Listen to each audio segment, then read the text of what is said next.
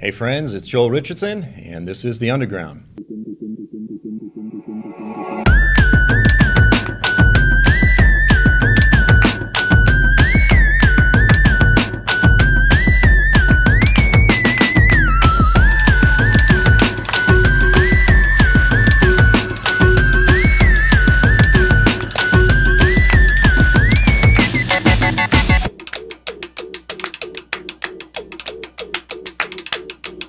Welcome to this episode of The Underground, a program that explores the testimony of the biblical prophets, the gospel of Jesus Christ, current events, and how all of these things relate to you and me. Now, it's been a couple months since I've been with you all. Thank you all for your patience. I'm doing well. I've just been incredibly busy, and I'm happy to be back. Now, before I jump into this episode, I have a really good and exciting announcement. So Really, it's been about 2 years. I have been working like crazy on my newest book, Sinai to Zion, The Untold Story of the Triumphant Return of Jesus.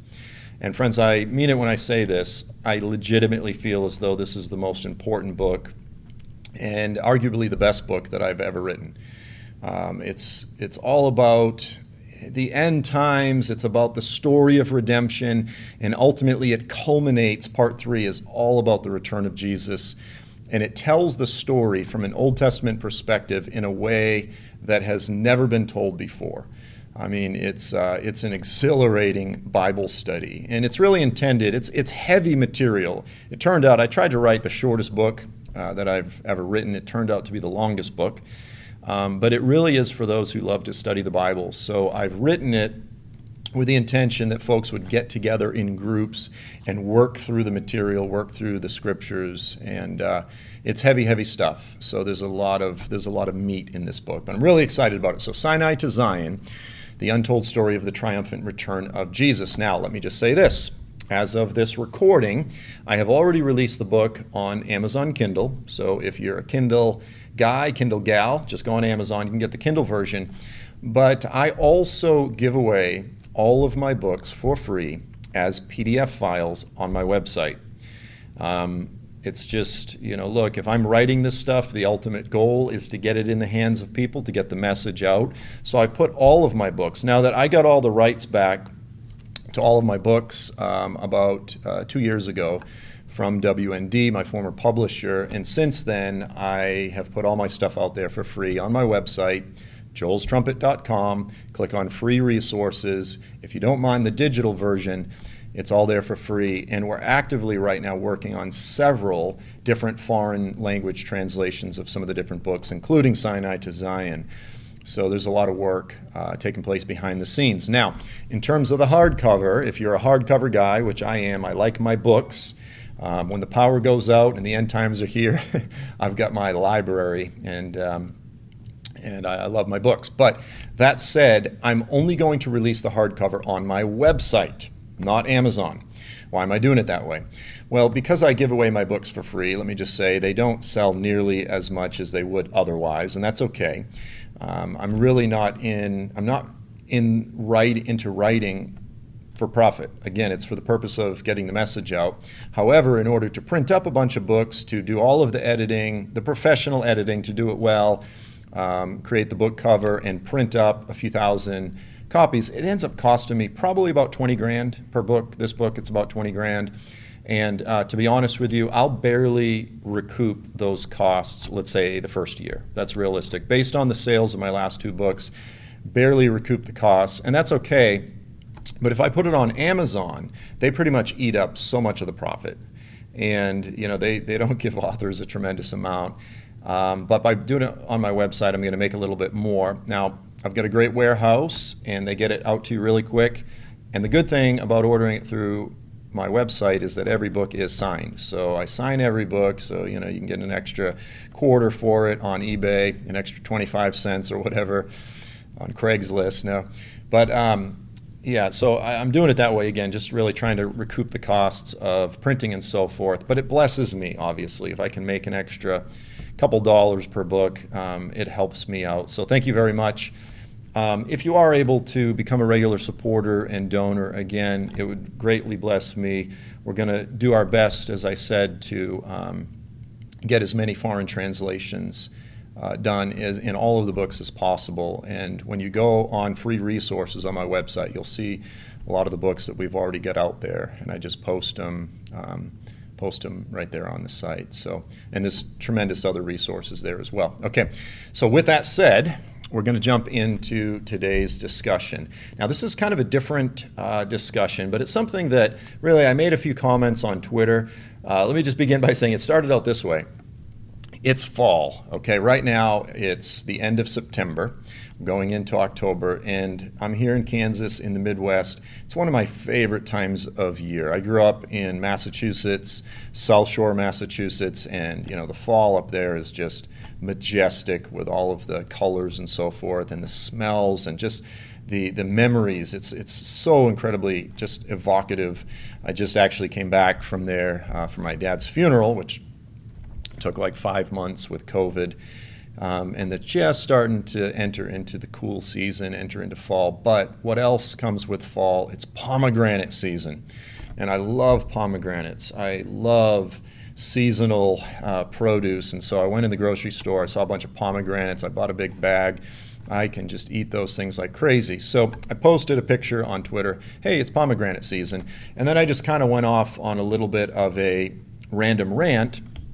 And it reminded me of something that I had intended to touch on quite a while ago, which is with regard to the Star of David that's on the flag of Israel, as well as something called the Star of Raphan, or some translations will say Ramphan. Different translations say different things. And essentially, the purpose of this discussion is to try to do a good historical overview of a very controversial subject. And I think we're going to bring some light to this subject. Now, let me just say this. The flag of the state of Israel, with the 2 blue stripes and then the 6-pointed hexagram, the 6-pointed star, often referred to as the Shield of David or the Star of David, this is really a modern convention since the establishment of the State of Israel in terms of its usage as the primary symbol for the Jewish people. And with that, there's a tremendous amount of controversy. Now, as you all know, I often am speaking out against the rise of anti-Semitism, particularly in the church. Particularly in the Christian church. Now, throughout history, for those who have read my book, When a Jew Rules the World, if you haven't, please get that book. Beyond my new book, I really feel like that's been my most important book to date. But in that, I trace the long, painful, bloody history of the Christian mistreatment and abuse of the Jewish people down through history. And it's undeniable, it's brutal, it's persistent, and it's a stain on the Christian church, on the history of the Christian church. Now, unfortunately, in modern times, once again, Christian anti-Semitism is not just rearing its ugly head, it is exploding. And particularly, sadly, because of all sorts of videos that are done on YouTube. Now, obviously, this will be on YouTube, and I'm not opposed to YouTube. But a lot of people are getting their education and their information exclusively through YouTube, or of course they Google. And there's sort of a whole world of Christian conspiratorial theorizing, much of which involves a lot of rabid anti-Semitism. And I've mentioned some different names, folks like Rick Wiles, Pastor Steven Anderson. I mean, there's a whole host of folks out there that are really rabidly anti-Semitic. Now, not everyone who has espoused some of the ideas that I'm going to talk about are necessarily anti-Semitic, because there is some historical basis for concern concerning the Star of David. There is some legitimate historical reasons to be concerned or to be leery, let's put it that way. But hopefully by the end of this discussion, you'll see, hopefully we'll bring a more balanced sort of discussion to all of this. Okay, so the Star of David, the adoption of the 6-pointed hexagram referred to as the Star of David, there's really no historical basis to believe that this is indeed the Star of David. There's no solid basis for that it was ever a symbol embraced or utilized by David. It's just something that's called in Hebrew, the Magen David, which I think is also you've got like sort of a Shabbat wine, like an extra sweet wine often used. You've got the Manischewitz and the Magen David are two of the popular brands. But that's referring to the Star of David, or again, the Shield of David. There's no real reason to believe that it is, in fact, the Star of David. However, it was embraced by the Zionists late 1800s, I'm not sure of the exact date, early 1900s, as the Zionist movement was emerging with Theodor Herzl, and eventually became embraced as the symbol for the modern state of Israel, as opposed to what probably would have been the most significant symbol for the Jewish people down through history. Archaeologically, that would have been the menorah. Okay, so really, if you are trying to be as biblical as possible, they should have used the menorah. So I want to say that up front. However, there is this sort of huge theory or teaching, and there's no shortage of it. I mean, numerous websites and numerous videos that claim that the Star of David is actually an occult symbol, that it is a satanic symbol, that it is an idol, that it has been used throughout Israel's history as an idol for a false god, for Saturn or for Molech or for Rephan, or there's all sorts of different names, that it's a Babylonian god or a Sumerian god or any number of pagan gods, okay? And therefore, okay, and this is the important point, therefore it today still carries this evil meaning, and that it's really an occult symbol. And this is often utilized to demonize not only the modern state of Israel, but the modern Israel, the Israeli Jewish people, okay? Not just Jews in general, but Israeli Jews. It's used to demonize them, to say they're actually all occultists and so forth.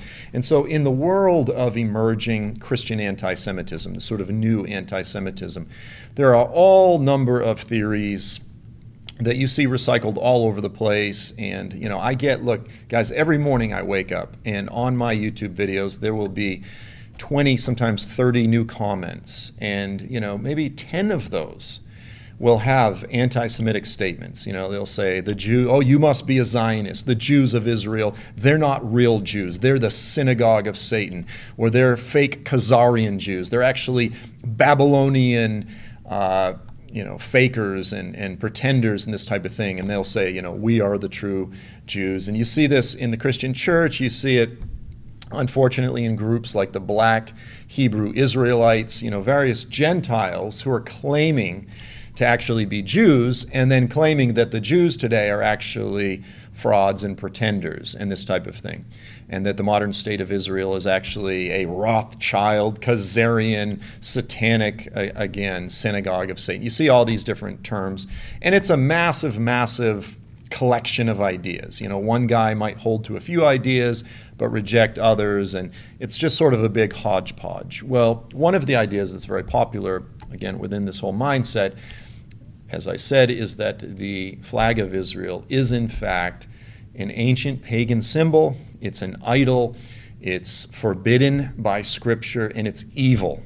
And it's sort of a sign, that we should pay attention that Israel's actually evil. So let's explore this. Let's get into it. Now, first of all, the primary scriptural basis for this is Amos chapter 5, verse 26 through 27.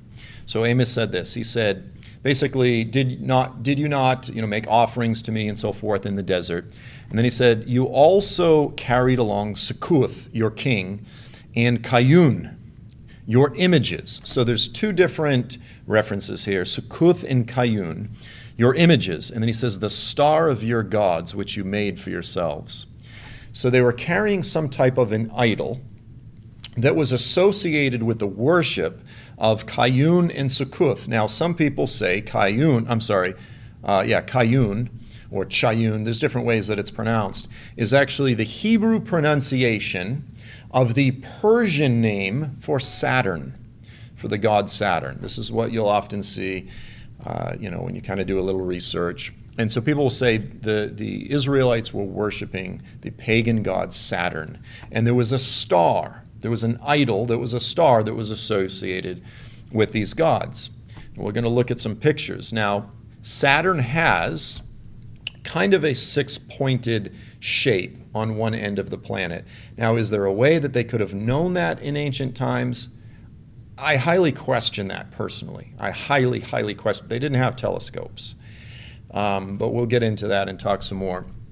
And then the Lord says, therefore I will make you go into exile beyond Damascus, says the Lord, whose name is God of hosts. Now later, Stephen, young, glowing, shining-faced Stephen the martyr, just before he dies, he goes on this long sermon and this rebuke, this prophetic rebuke toward the religious authorities of his day, and he really goes over the story of redemption and Israel's history, and then he ends by rebuking them and indicting them.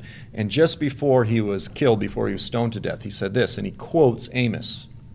He said, you also took along the tabernacle of Moloch, the star of the god Raphan. Okay, Raphan. The images which you made to worship, I will also remove you beyond Babylon. So Stephen was quoting the Greek translation of the Old Testament, the Septuagint. So it's a little bit different than what we just read in Amos. Okay, so that becomes the scriptural basis. Now, based on that, as I said, here's some images. I mean, you'll see stuff like this all over the internet. Here's a particular article. It says, the Star of David or the Star of Rampant. And here's a statement within the article, because this is what it leads to. It says, it is quite evident that the Jews are still carrying a star of their god Rampant. That's quite an indictment, because the Jews have the six-pointed star, because Chayun is the Hebrew equivalent of the Persian Saturn, and because Saturn has this shape on one end that's kind of six-pointed, again, assuming that ancient man had the ability to know that. It's argued then, even though that shape is really not the same as the shape of the Star of David, this guy goes on to say the Jews today, they're still carrying and worshiping their god, Rampant, this pagan god Moloch or Saturn, which they still make for themselves today. While they may not acknowledge a god associated with this star, this does not make it non-offensive to God, who is holy, who does not allow his people to possess charms, idols, or talismans. He goes on, he says, Catholics have idols, mainstream Christians have Christmas trees, and the Jews have talisman star charms, all in violation of God's laws against idolatry. So this is the type of stuff that you'll see in articles and YouTube videos. Here's another YouTube video that was put out by 119 Ministries. I'm friends with Steve Mutria. He and I go way, way back.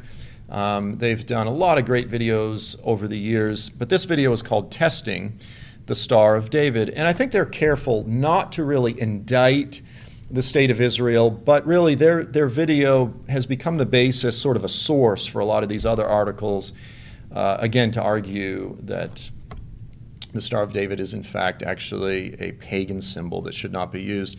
So here's an image, for what it's worth, of Saturn. Now when you look at it, you have this shape on one end of the planet, and it does kind of have a bit of a it's basically a circle that's a little bit of a hexagram.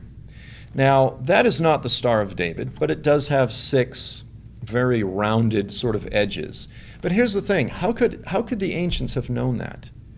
I mean, unless you have a powerful, powerful telescope, there's no way to know that Saturn has this sort of six-pointed element to it. Now, in modern times, we see that, and you go, yes, therefore the six-pointed must be the evil number, and this type of thing, as opposed to the five-pointed pentagram or the eight-pointed star that you commonly see throughout the Middle East and this type of thing. So that becomes the primary basis, is the etymological connection between Chayun or Kayun and the Persian pronunciation for this god, which is Saturn. And then Saturn sort of has this sort of roundish, six-pointed shape on one side. And therefore, the Star of David today is a talisman, a charm, or this type of thing. Now, here's the problem. Let's go back and actually look at Acts chapter 7, verse 43. Let's read it again. He says, you took along the tabernacle of Moloch, the star of the god Remphan or Raphan, the images which you made to worship. Okay, so the point here is that they were worshiping the images, they were idols of their gods. Now, we have no idea what that image looked like. It could have been a three-dimensional idol. It could have been like a pillar. I mean, it could have been a shape, a two-dimensional shape like the Star of Day. We have no idea. We really don't. We don't know what this idol was. But the offense is not in anything six-sided or six-pointed. This is the mindset that a lot of Christians have. And it's as though, even though we're Christians, even though we worship God, even though we believe that God is far more powerful than Satan, we have this kind of fetishist mentality, this mentality that actually agrees with magic and those that practice magic, that things such as shapes or symbols actually have power, that they have some inherent meaning, that a six-pointed star can inherently be evil. Right? But here's the thing. Who made shapes? Who made designs? Who made Saturn? Did Satan make Saturn or did the Lord make Saturn? Did the Lord make that six-pointed sort of round shape on? Yes, the Lord did. But the idea is that, well, if some ancient pagans claimed it first, then from that point forward, it's always evil. See, this is the point, is that it's not like the shape itself is evil. It's not that the symbol is evil. What is evil is the worship, is the idolatry, is the false gods. That's what's evil. That's what they were guilty of. It's not that the symbol itself forever possesses some inherent evil trait. Guys, the rainbow is a sign in Genesis 9 in the clouds of the covenant. God created the rainbow, and he specifically chose it as a beautiful sign of his covenant, promising never again to destroy the earth with a flood, right? Today, the rainbow has been claimed by the LGBT. It has been claimed by those that practice things which are unbiblical. Let's just put it that way. So is the rainbow a good sign or a bad sign? Well, God created it first, right? Satan later, or you could say the world, who are following Satan, claimed it later. Does that mean we just give it over to Satan? Does that mean that he claimed it, he called it, No, because we believe that God is much more powerful than Satan. I've made this point before in another program. The goat, the head of a goat. This is often used for Baphomet worship or Luciferian Satan worship. Well, is the goat evil, or is it an adorable little farm animal? Mama. Like, personally, I think God created goats. I think lambs, goats, sheep, they were all created by God. Now, Satan wants to lay claim to various things that God has created. That doesn't mean that we give those things over to Satan, okay? So now let's deal with a bit more history. Let's dig in a little bit deeper, and let's look at these things in some more detail. Now, first of all, there's a really neat verse that we need to start with, a neat passage in Exodus. Because really, throughout the Bible, there's not a tremendous amount of divinely commissioned art. All right, what do I mean by that? God doesn't often commission Israel to use symbols and images, but there are a few places that he does. For example, the menorah. In Torah, at Sinai, the Lord commanded Israel to make a menorah, and it's designed after almond branches and so forth, and that really is, as I said, become the primary symbol or sign for Israel. But the Lord also commissioned the use of another important natural image, and that's the pomegranate. And so let's look at this in Exodus 28, verse 31 through 35. The Lord says, "You shall make the rope of the ephod," so he's talking about the ephod that the priest would wear, "olive blue. There shall be an opening at its top in the middle of it. Around its opening there shall be a binding of woven work." So embroidered woven work, like the opening of a coat of mail, so that it will not be torn. "You shall make on its hem pomegranates of blue and purple and scarlet material." This is embroidered work on the hem of the ephod and the priest's garments. Embroidered images in blue and purple and scarlet of pomegranates. And all around its hem, and bells of gold between them all around. A golden bell and a pomegranate. A golden bell and a pomegranate, all around the hem of the robe. It shall be on what Aaron, when he ministers, and its tinkling, its ringing, the bells, shall be heard when he enters and leaves the holy place before the Lord, so that he will not die. So you've got golden bells that tinkle, that ring, whatever, and you've got embroidered pomegranates on. So the Lord commissioned that Israel utilize the imagery, the symbolism, specifically of pomegranates.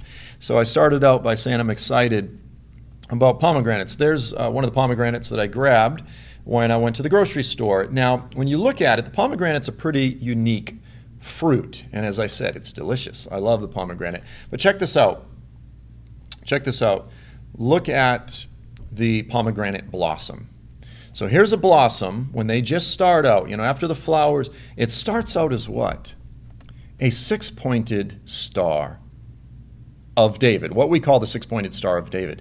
That's how the pomegranate starts out. Anyone who lives someplace where pomegranates grow would know this. Again, these were common fruits in the land, in the biblical land. The Israelites would, if they looked at a Star of David, what would they see? They would see a pomegranate blossom. That's the first thing that would come to their mind. They wouldn't think Saturn. Okay, so here's the point. What is in the mind of the Jews if they were to see today the Israeli flag? They would see a pomegranate blossom. The specific image, the specific fruit that the Lord commanded to be used in the embroidery of the priest's garments. Now again, a pomegranate is only going to be portrayed one of two ways. From the side, which is essentially a ball with the little crown on top, or from the top, in which case it's a ball with a Star of David in the middle. It's a six-pointed Star of David. Now, occasionally they may have 5 points or 7. There's some mutants, so to speak. But overwhelmingly, the shape for a pomegranate is a six-pointed hexagram that really does reflect the flag of the modern state of Israel. Now, of course, when you buy them at the grocery store today, most often after they've been harvested, the crowns have been damaged, they're dried, they're brittle, they're shipped across wherever you live, unless you live someplace where they grow fresh. Most often the tops are damaged. But anyone who lives in a region where these things grow, they would recognize that very unique blossom. And they would recognize the Star of David as basically being identical to the blossom of the pomegranate. Again, let me just say it one more time. The specific fruit that the Lord commanded, God himself commanded that imagery would be embroidered into the garments of the priestly garments. This is not a small issue. Now, have pagans also used a six-pointed Star of David throughout history? Have Buddhists use it? Have Hindus used it? Have different Sumerians and Babylonians used it? Sure. Have the Kabbalists, the Jewish Kabbalists within Jewish mysticism and magic used it? Yes. Have Muslims used it? Yes. Have pagans used it? Yes. Does the LGBT use the rainbow? Yes. Is the rainbow evil? No, because God made it. God made it, and God commanded that the rainbow be used as a sign of his covenant. God made the pomegranate. God made the six-pointed hexagram. Yahweh made the Star of David. And he commanded that the pomegranate be used in the design of the priestly garments. Now, perhaps it was not intended to be a view from the top, only from the side. But guys, there's a 50-50 chance. Bottom line, there's really only two angles that you're gonna stylize a pomegranate into embroidery work. It's one of two options, from the side or from the top. Now, someone who is just bound and determined to say, no, the Jews are evil, the modern state of Israel is evil, the Star of David's evil, they're going to say, It can't be. But again, 50-50 chance. And when you think of art and design, embroidery work, which has more of a design quality to it, right? The hexagram or just a ball? You know, a ball with a little crown on top. Like, that doesn't actually strike me as, because again, it's not, these are not, they're not little sculptures. These are not little gold pomegranates. They're embroidered pomegranates with gold bells in between them. So I would argue that there's a much better chance that what was embroidered on the priestly garment was in fact essentially a Star of David. But even if you don't believe that, the bottom line is God still made it. God still made that shape. He still made that imagery. Satan doesn't own it. Satan tries to claim all kinds of things that God made, but we don't give Satan power. We believe God is more powerful. We are not fetishists. We are not terrified. Oh no, six-pointed star, as if it has some inherent power. Guys, we don't believe in sorcery and magic. We are Christians. We worship the one true God, and we believe he has all power, not Satan. But it's like Christians often walk around with so much fear. The power, or the danger, let me put it this way, is in worshiping idols, is in worshiping false gods. There's not some inherent thing that we should be terrified of with regard to shapes. Now again, my ministry logo, I've dealt with this before. It's an 8-pointed star with a crown of thorns inside, stylized. The 8-pointed star is the most widely recognized architectural element within Middle Eastern architecture and design. You know, in the fretwork and even in the mosques and so forth. Everyone, when they see that 8-pointed star, they think the Middle East. The crown of thorns inside obviously represents the cross and the gospel. And I designed it to communicate my primary ministry calling, which is to bring the gospel to the Islamic world, to bring the cross, to proclaim the cross, to proclaim the good news, to proclaim the coming kingdom. I designed it, and therefore that's what it means. I can't tell you how many comments I get of people saying, Joel, what about that occult imagery behind you? Who do you work for, Joel? You're a Luciferian. I just had someone today send me a comment saying that my wife worships the devil. You know, these are Christians based on again, this is fetishism, accusing another brother or sister of worshiping Satan because they are so terrified of images and symbols, as opposed to the act itself of idolatry and worship. I mean, like, you know, here I am, a believer that's giving my life to proclaim the gospel and to preach the cross and the soon coming return of Christ. And random Christians are, just casually accuse myself and my incredibly godly wife of being Satan worshipers. Like, who have we become? Who have we become? And again, I know it's not everybody, but there's a lot of it out there. It's irresponsible. It's un-Christ-like. It's deeply un-Christ-like. We are not people who live in fear and paranoia.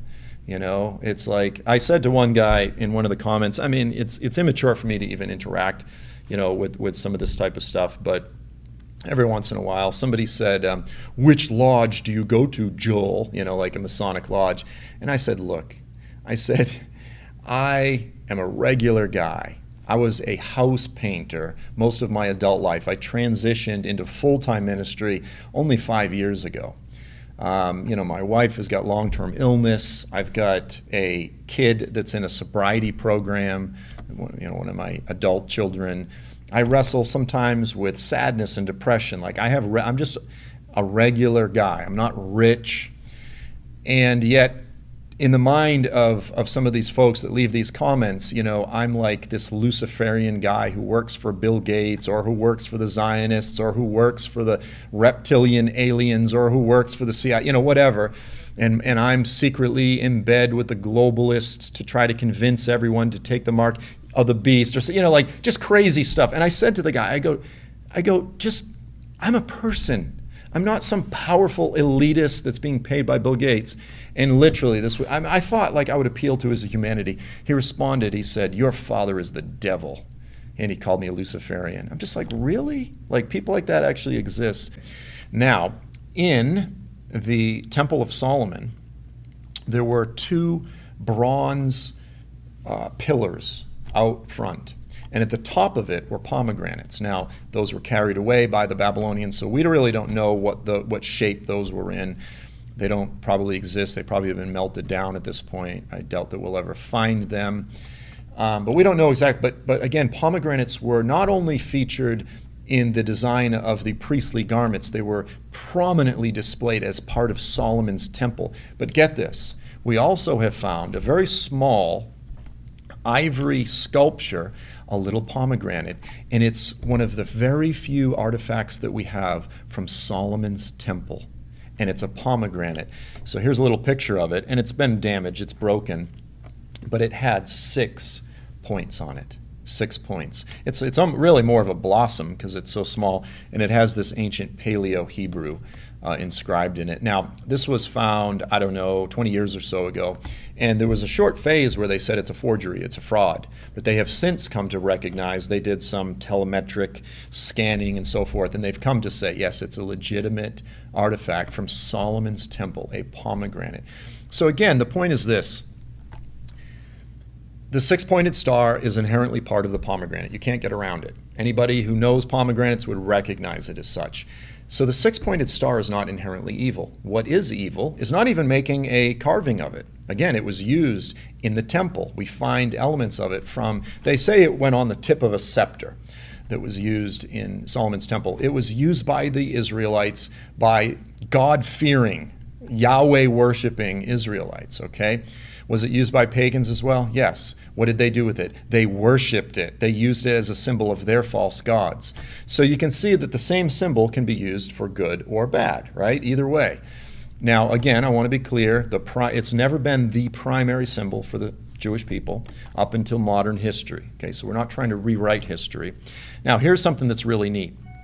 Here's some pictures of some modern Torah cases. Okay, so anybody who's been to a synagogue, you know they keep the Torah scrolls in the kind of tabernacle up front, and they have these beautiful silver and gold cases. You know, when you go to Jerusalem, there's all kinds of antique stores, and some of these things sell for, big bucks. Well, at the top of these cases is these finials, and they are essentially crowns, or often designed after a pomegranate, but they're far more ornate, far more detailed than just a pomegranate. Sometimes they're referred to in English as the pomegranates. Sometimes they're referred to as the crowns.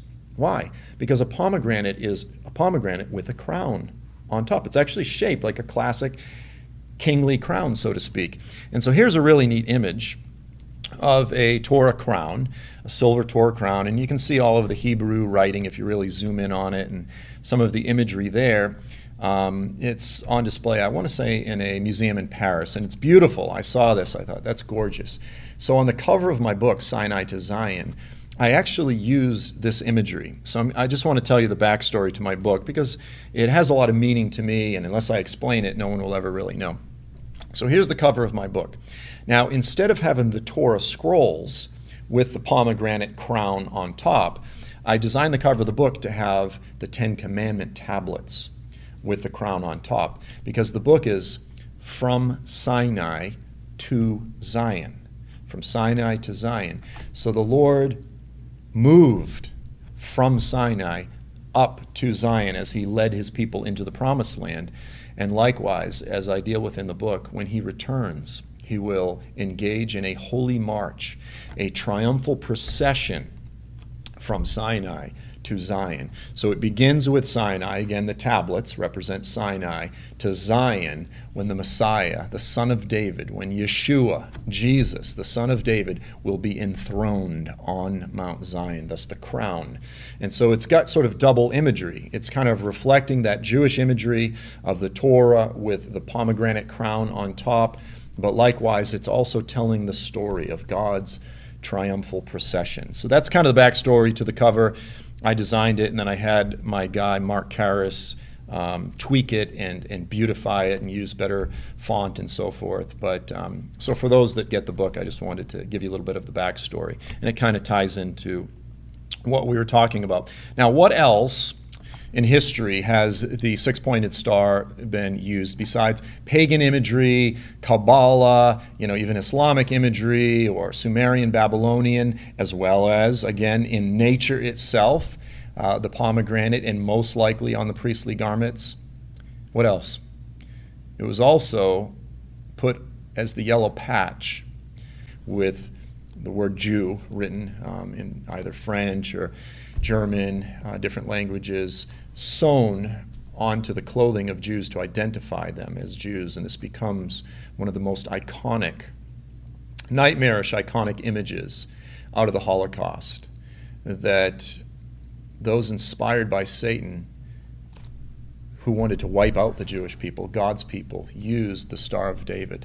Okay, and so it's out of the aftermath of the Holocaust that Israel is revived. And personally, when I think of the song Hatikva, the national anthem of Israel, singing about the hope of Israel and the reestablishment of Israel after 2,000 years back in their homeland, I personally think it's beautiful that they used the Star of David, that was used, as an insult during the Holocaust in Germany and wherever the Nazis went. It was used as a badge of shame, that it's now used as a symbol of hope, that they have been reestablished in the land. And ultimately, yes, there's difficult times ahead.